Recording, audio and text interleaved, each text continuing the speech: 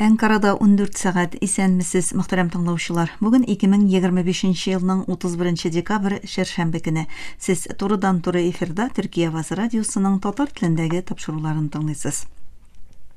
Безнең программа 19 метрлык кыска дулкынның 15360 кГц яшьлыгыннан 42 дәрәҗә көнчыгыш юнәлешендәге Түрксат 3А һәм Түрксат 4А иярченнәре белән 3 тапкыр w.trtdinle.com интернет адрес аша һәм кесә телефоннарының TRT Dinle тыңла кушымтасыннан WOTIS радио каналыннан тапшырыла. Тапшыруыбызның бүгенге чыгарылышында соңгы хәбәрләрдән соң фәннәр докторы Йосыф Алтынышев әзерләгән Ныгайча нәсихәтләр программасы белән кызыклы темалар язмасын тәкъдим итәрбез.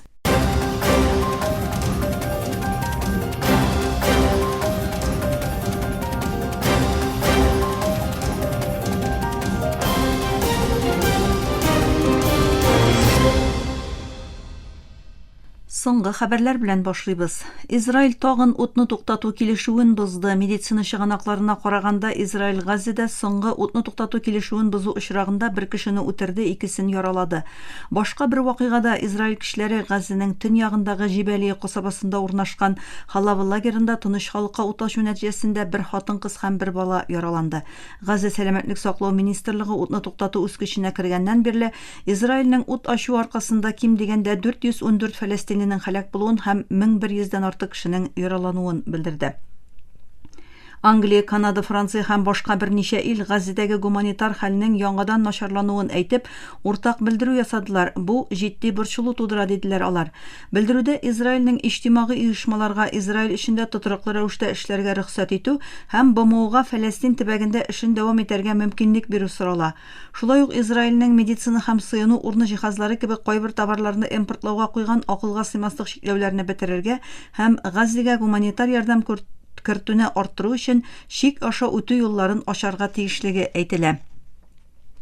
Берләшкән Гарәп Әмирлекләре илнең көньягында киеренкелек арту сәбәпле Йәмәндәге гаскәрләрен чыгарырга җыена.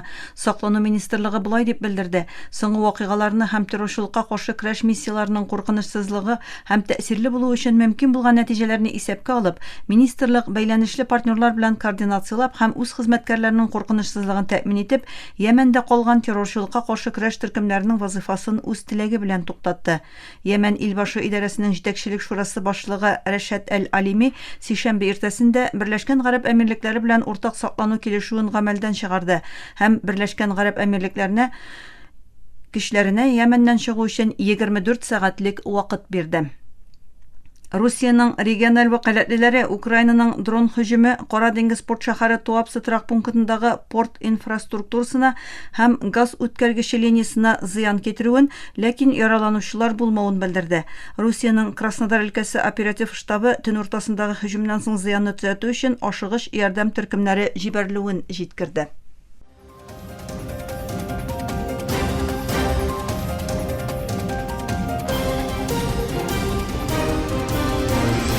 Төркия авазы дулкыннарында соңгы хәбәрләр тыңлыйсыз.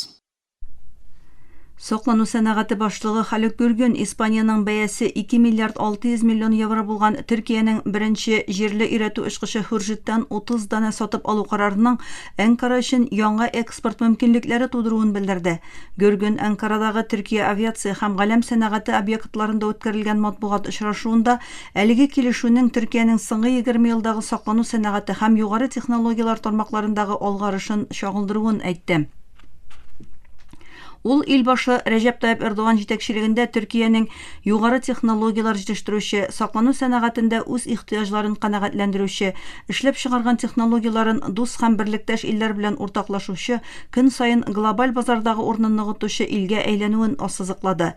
Халек Гүрген саклану сәнәгатендә эчке җитештерү күләменең 82-83% тирәсе булуын билгеләп үтте.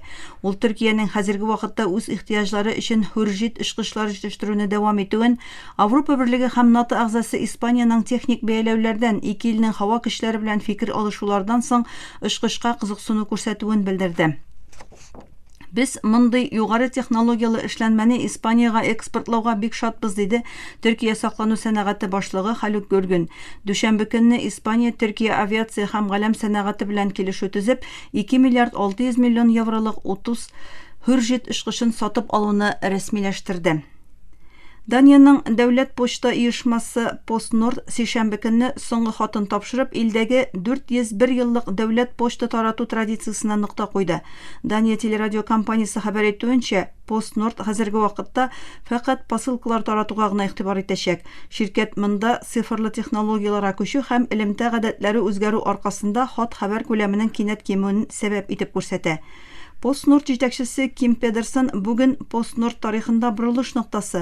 Без гасырлар буе дәвам иткән хат тарату эшен туктатабыз, ләкин Дания халкының безгә иң күп ихтияҗы булган өлкәдә электрон сәүдәдә яңа бит ачабыз. Хәзер посылкалар хатларга караганда күбрәк диде. Бу адым физик хат хәбәргә булган ихтияҗны зур дәрәҗәдә киметкән, мобиль түләүләр кебек цифрлы чишелешләргә таба юнәлгән тирән җәмгыять үзгәрешләрен күрсәтә. PostNord бу хезмәттән киткәннән соң хатларның күпчелеген Dow исемле хосусый şirket үз өстенә алачак. Şirketнең башлыгы Ханс Петер Нессен 2026 елда якынча 80 миллион хат таратырбыз дип күзаллый. Халыкара миграция оешмасы куркынычсызлык проблемасы арту аркасында соңгы 3 көндә Суданның көньягындагы Көньяк һәм Төньяк Кордофан төбәкләреннән 4000-нән артык тыныч халыкның качып китүен белдерде. Сишәмбе көнне ясалган белдерүдә БМО агентлыгы 27-29 декабрь көннәрендә Көньяк Кордофанның Әл-Кувейк җирлегеннән 1500-дән башлап 2500-гә кадәр, шул ук төбәкнең Кадугил шәһәреннән 375 һәм Диллингтон 495 кешенең иләреннән китүен хәбәр итте. Агентлык бу кешеләрнең Төньяк Кордофан һәм Акнил төбәкләрендәге төрле җирлекләргә күченүен җиткерде. Оешма белдерүенчә, Төньяк Кордофанда куркынычсызлык шартларының начараюы сәбәпле Җибрат әл-Шейх идарәсендәге Тахират һәм Әл-Марва авылларыннан 1020 кеше илләрен ташлап китәргә мәҗбүр булган. Алар башкала Хартумның көнбатышындагы Омдурман шәһәренә качкан. Türkiye күләмендә заказ мәгълүматларын анализлау күрсәткәнчә, дөнер, лахмаҗун һәм симит 2025 елда Төркиянең иң популяр ризыклары булды. Мәгълүматлар күрсәткәнчә, вертикаль рәвештә куелган грилдә пешерелгән һәм аннары юка телемнәр рәвешендә туралган ит ризыгы дөнер илнең иң яраткан ризыклары арасында беренче урынны саклап калды. Лахмаҗун юка итеп җәелгән камыр өстенә тарткан ит һәм тәмләткечләр катнашмасы куеп әзерләнә һәм мичтә пешерелә. Симит кунжут орлыклары белән капланган бублик, ул Төркиядә урам ризыгы буларак бик популяр. Мөхтәрәм тыңлаучылар, сез Төркия авазы дулкыннарында соңгы хәбәрләр белән таныштыгыз.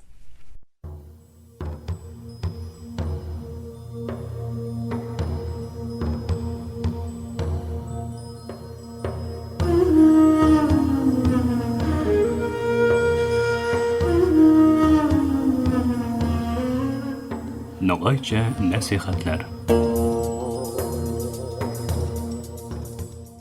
Hörmetli tınılavşılarımız, bu imaem tınışlık imanda baresinde söz bardıramız.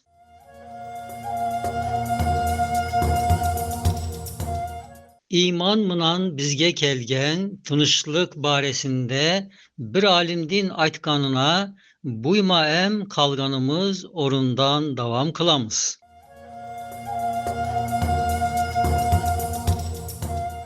Ötken yuma aytkanımız, bazı ullu manelerde imanlı er insandın yüreğine tiydirip, sonu teren oylatkan, em okuğu köp savap bazı ullu sözlerde aslımınan aytkan edik. So sözlerinin manesi em tömönde aytılgan day bolgan.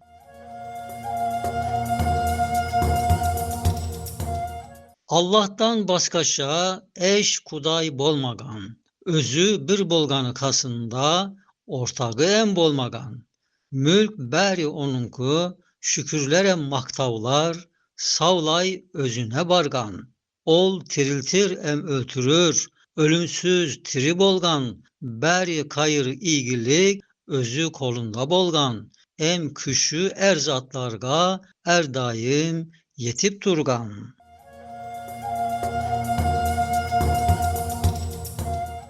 Aslında söylengön 11 sözdün er bir evinde bir süyünşük en bir şifa, şifasında manevi bek köp tatimler bolgan.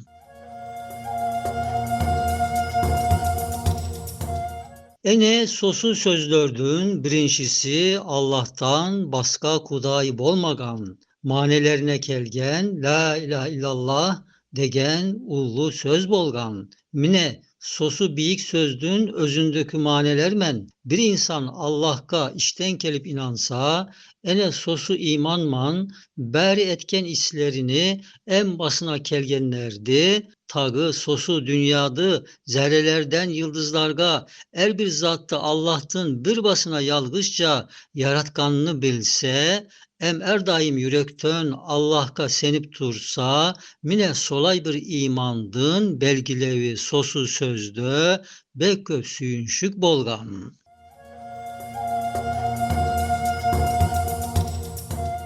Ol müjdeler neyken desek, açsiz, acatka muhtaç, em neşe düşmandın hücumuna uğragan sosu insandın ruhu, nav kelamda kök ullu, küşlü kömek noktasını bek yengil tabavıygan.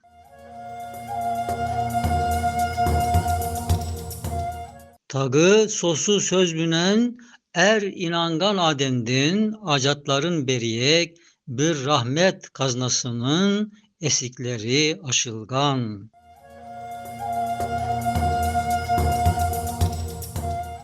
Tağı tayanıyağı küşlü berk bir tayavdı su ademge taptırgan. Beri düşmanlarının şerlerinden saklayak bir sonsuz kudrettin iyesi bir Allah'tı. Kulluk etiyegi Rab'tı. Özünü su alimen yaratkan bir haktı. Bildirgen em tanıtkan.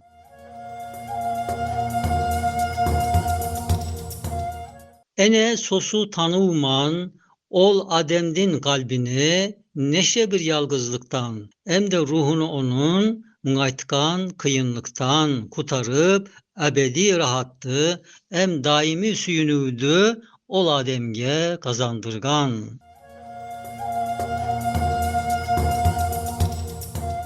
Ekinci bir kelam vahdehu sözü bolgan. Allah'tın bir bolganını alemlerge ilan etken. Mine nav sözde tağı, bek şifalı, bek şatlı, neşe süyünşük bolgan.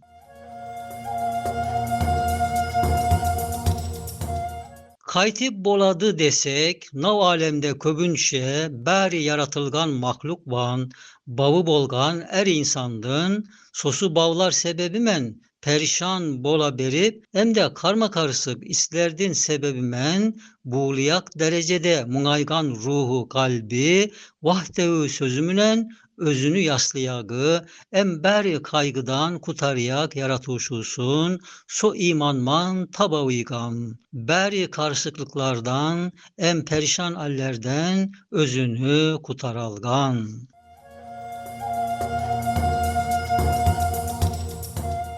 Kaytip kutarar desek, vahdehu sözünde navmanelerem bolgan. Allah birdir, başkasının ayağına barsanma, dep bosbosuna arıma, sosunlardın aldığında tömen tüsüp eğilme, em minnetlerini alma, sosunlarga yaranayım dep moynundu eğme, em artlarına tüsüp kıyınlıkka uğrama, onlardan korka berip, talaşlanıp titreme.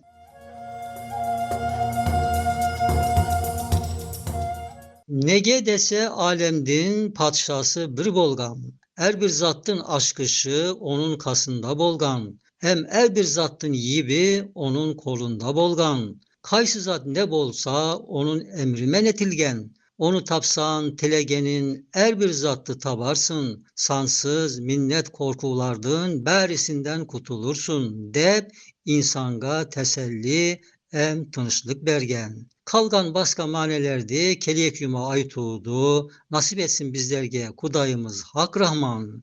Sağlıkla kalınız.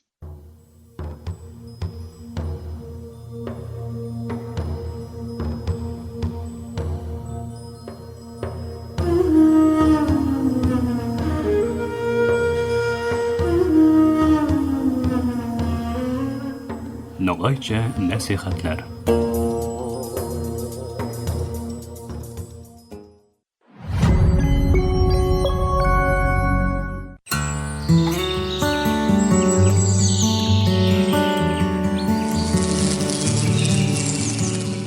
Мөхтәрәм тыңлаучылар, тапшыру тизмәбезнең бүгенге чыгарылышында табигатьтәге иң кечкенә, ләкин бәлки дә иң актив эшчеләре турында аңлатырбыз – бал кортлары. Бал кортлары бал ясаудан тыш табигать һәм экосистеманың дәвамы өчен зур әһәмияткә ия. Соңгы елларда арткан бал кортларының күпләп үлүе җитди борчу тудыра.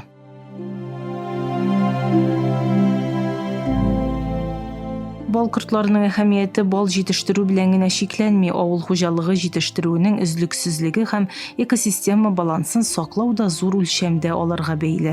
Шулай да соңгы елларда бу тиңсез җан ияләренең күмәк рәвештә үлемнәре турындагы хәбәрләр саны артты. Бал кортларының үлем сәбәпләре нәрсәдә? Бу югалтулар табигать балансына ничек тәэсир итә? Без бу сорауларны Дүзҗе университетының умартачылыкны тикшерү, үстерү һәм куллану үзәге мөдире профессор фәннәр докторы Мераль Кекечоулуна бирдек.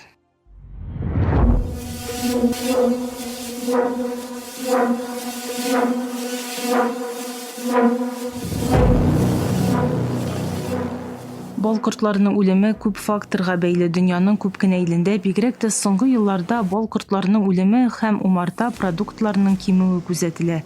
Профессор фәннәр докторы Кекечоулу белдергәнчә, бал кортларының күпләп үлемендәге төп проблемаларны ике юл белән хәл итәргә кирәк.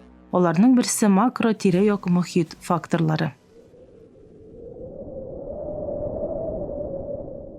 Макро тирә-як мөхит факторларында һәрвакыт ишетелә торган климат үзгәреше һәм климат җылынуы һичшиксез мөһим факторлар, һәм шулай ук пестицидлар. Алар хәзерге вакытта үлемнең иң мөһим сәбәпләренең берсе. Микро тирә-як мөхит факторлары киресенчә умарта эчендәге шартлардан һәм умартачыларның хаталарыннан тора. Профессор фәннәр докторы Мераль Кекечоулу Төркиядә аеруча узган елларда бал кортларының күпләп үлүенең еш күрелүен әйтә. Моның төп сәбәпләреннән берсе авыл хуҗалыгында кулланыла торган экологик яктан зарарлы пестицидлар. Бал кортлары чәчәкләр һәм үсемлекләр белән турыдан-туры бәйле булган иң мөһим җан ияләренең берсе.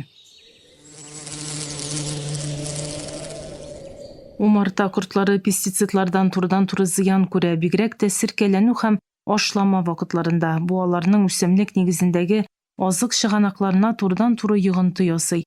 Үсемлекләрдән башка нектар чыганагыннан башка бал корты яши алмый. Ул чакта тыштан тукланырга туры килә. Умартачылар аларны дөрес туклану белән тәэмин итми. Дөрес азык чыганагы булмаганда да бал кортларының иммунитеты какшый. Бал кортларының күпләп үлемен булдырмауда умартачыларның зур җаваплылыгы бар. Профессор фәннәр докторы Кекечоулуның кисәтүләре бик мөһим.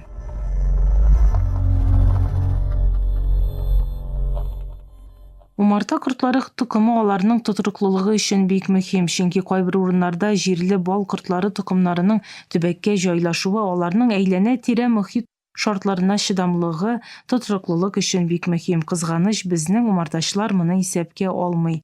Үзебезнең җирле тукымнарны саклау һәм куллануга карата сизгерлек һәм игътибарлылык тудырырга кирәк, чөнки җирле тукымнар авыруларга чыдам. Бүгенге тикшерүләргә күз салсак, аеруча бал кортлары үлеме яки колонияләр таркалуында умарта кортлары эчәкләрендәге паразитларның бик мөһим фактор булуы ачыклана.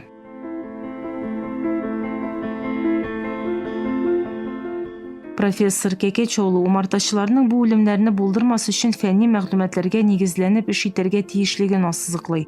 Умартадагы авыруларга каршы ишеткән һәр пестицидны кулланудан тыелыйк. Биологик һәм калдыксыз пестицидлар кулланырга тырышыйк. Бал кортлары популяциясе кимесә нәрсә булыр соң?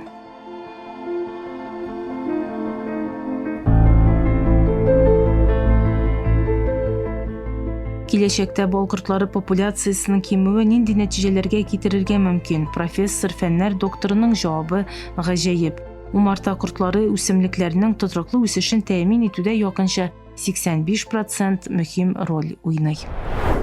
Уйлап карагыз әле, 85%. Шуңа күрә бик мөһим роль уйнаучы бал кортлары юкка чыкса, үсемлек җитештерүнең өзлексезлеге куркыныч астында булачак. Үсемлек җитештерү булмаганда биологик барышта, биологик циклда хайваннар булмаячак. Бу да ит продукциясе җитмәүгә китерәчәк. Ул да башка хайваннар һәм кешеләрнең тормышын куркыныч астына куячак.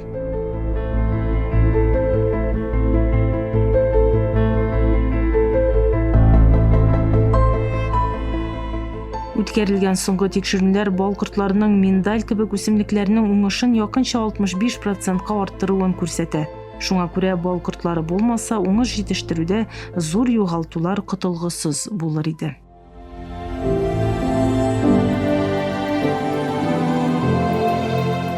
Умарта кортлары экосистема өчен генә түгел, кеше сәламәтлеге өчен дә әһәмиятле.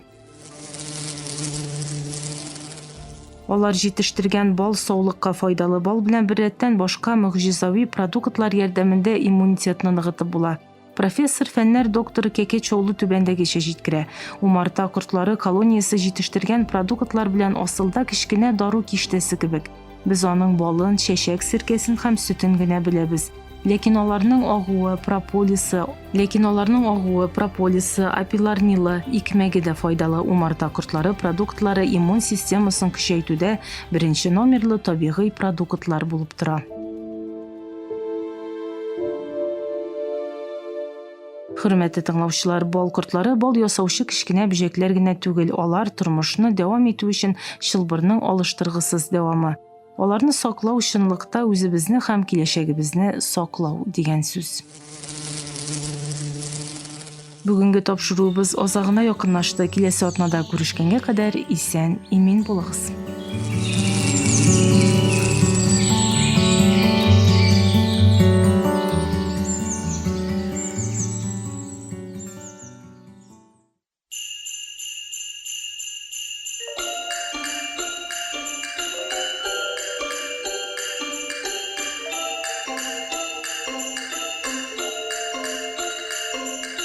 Төркия авазы дулкыннарында Яңа ел тапшыруы.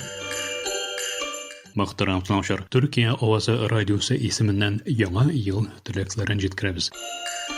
Без Төркия авазы радиосы хезмәткәрләре барыгызны да якынлашып килүче яңа ел белән чын күңелдән тәбрик итәбез. Дөньялар тыныч булсын, сугышлар булмасын, күңелләребез ятимнәр күз яшеннән әрнемәсен.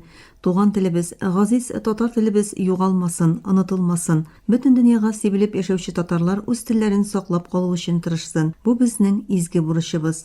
Яңа елда көннәребез тыныч, күкләребез имин булсын, күзләребез бәхеттән елмаеп торсын. Яңа ел бар дөньяга тынычлык, гаиләләргә тигезлек, иминлек, сәламәтлек, бәхет алып килсен. Барлык төрки татар дөньясының яңа елын котлыйбыз. Киләсе елда барыбызга да тынычлык һәм кырыштанлык сәламәтлек насыйп булсын. Яңа елыгыз котлы булсын. Төркия авазы дулкыннарында очрашу өмете белән.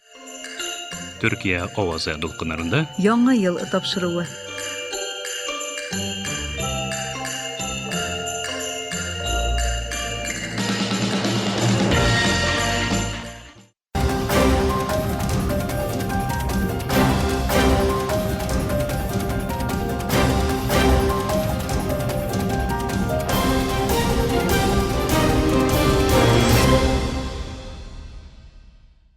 Мөхтәрәм тыңлаучылар, Төркия авазы радиосының татар телендәге тапшырулары шушының белән ахырына якынлашты. Тапшыруларыбызны Ярчан, интернет һәм кесе телефоннарының ТРТ динне кушымтасы аша тыңлыйларсыз. Безнең программа һәр көн Төркия һәм Казан вакыты белән көндезге сәгать 2дә 19 метрлы кыска тулкынның 15360 килогерц-лыгында. Төрксат 3А һәм Төрксат 4А ярышны белән 3 тапкыр w.trtdinne.com интернет адресы аша вот из радио каналыннан тапшыла.